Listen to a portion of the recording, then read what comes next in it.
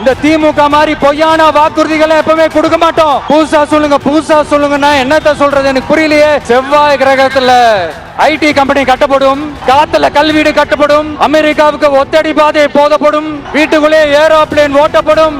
நம்ம சிஎம் அவர்கள் அடிச்சு விடுவாரு, அந்த மாதிரி அடிச்சு விடுவோமா? இந்த திமுக மாதிரி பொய்யான வாக்குறுதிகளை எப்பவுமே கொடுக்க மாட்டோம். புதுசா சொல்லுங்க, புதுசா சொல்லுங்கன்னா என்னத்த சொல்றது எனக்கு புரியலையே. என்னத்த புதுசா சொல்றது?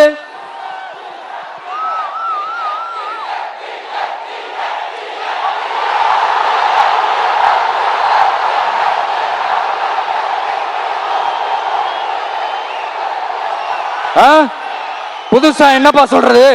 செவ்வாய் கிரகத்துல ஐடி கம்பெனி கட்டப்படும்,